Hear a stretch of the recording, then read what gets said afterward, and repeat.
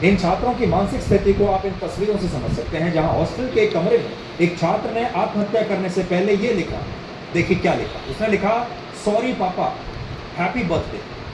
मैंने जो किया अपनी मर्जी से किया और मेरी आत्महत्या के लिए मेरे परिवार को परेशान ना किया जाए, ये लिखकर वो बच्चा मरने के लिए चला गया और उसने आत्महत्या कर ली। इसके अलावा बाकी हॉस्टल्स में भी इस तरह के पोस्टर्स पर छात्र अक्सर ये लिखते हैं कि हारो नहीं करो, और इन पोस्टर्स पर लिखी बातों में आपको इन छात्रों का पूरा दबाव नजर आएगा। छात्र इस तरह की चीजें लिखकर अपने सामने दीवारों पर लगा लेते हैं।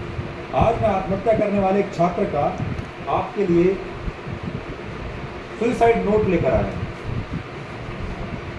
जिसमें असल में एक ऐसा सुसाइड नोट है कि हाथ भी कांप रहे हैं इसे हाथ में पकड़ते हुए, इसे पढ़ते हुए कि उस बच्चे ने कैसे लिखा होगा। कल्पना करके देखिए, थोड़ी देर महसूस करके देखिए कि किसी बच्चे का सुसाइड लेटर है, सुसाइड नोट है, जिसमें इस छात्र ने लिखा अगर परीक्षा में उसके 70% से ज़्यादा नंबर नहीं आएंगे तो क्या होगा, और इस प्रेशर को वो झेल नहीं सकता और इस जन्म में तो वो डॉक्टर नहीं बन सकता, इसलिए अब वो अपनी जान दे रहा है।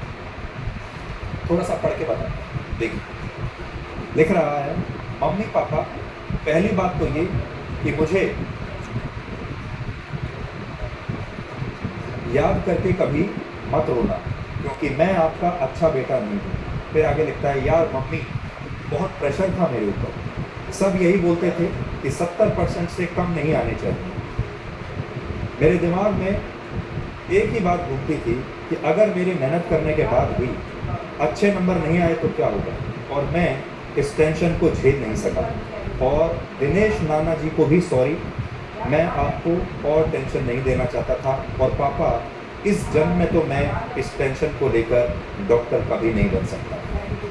ये उस बच्चे की क्या का नोट है जो अभी आपकी स्क्रीन पर भी चल रहा था।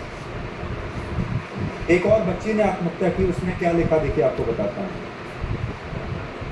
हमारी हिम्मत नहीं होगी आप लोगों से नज़र मिलाने की, इसलिए हम अपनी लाइफ खत्म कर रहे हैं।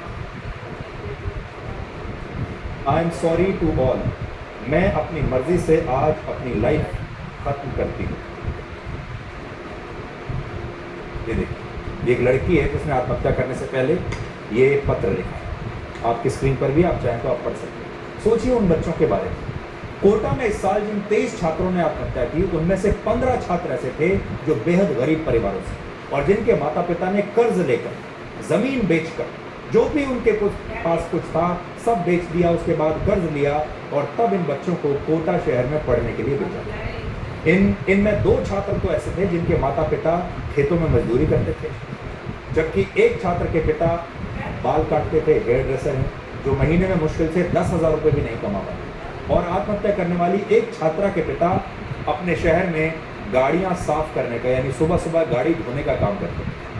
कोटा में 250 से ज़्यादा कोचिंग इंस्टीट्यूट हैं जिनका सालाना रेवेन्यू 6,000 करोड़ रुपए है। देखिए, पैसों की बारिश हो रही है, 6,000 करोड़। और इन कोचिंग इंस्टीट्यूट को ये पैसा उन हजारों लाखों गरीब और मिडिल क्लास परिवारों से मिलता है, जो बचपन में ही ये तय कर लेते हैं कि उनका बच्चा बड़ा होकर डॉक्टर या इंजीनियर बनेगा, और फिर ये कोचिंग इंस्टीट्यूट ऐसे गरीब परिवारों के सपनों की एक कीमत लगाते हैं, जिन्हें कुछ परिवार पैसे के रूप में चुकाते हैं और कुछ अपने बच्चों को खोकर इसकी कीमत चुकाते हैं। और यहाँ एक तथ्य ये भी है कि इस व्यवस्था में गरीब का असल में कोई नहीं। जब गरीब का बच्चा मरता है तो उसे इंसाफ तो दूर, अपने बच्चे की डेड बॉडी भी पुलिस को रिश्वत देकर लेनी पड़ती है। लेकिन जब किसी अमीर परिवार के बच्चे के साथ ऐसी घटना होती है, पूरा सिस्टम इसे एक बड़ी समस्या मानकर इस पर गंभीरता से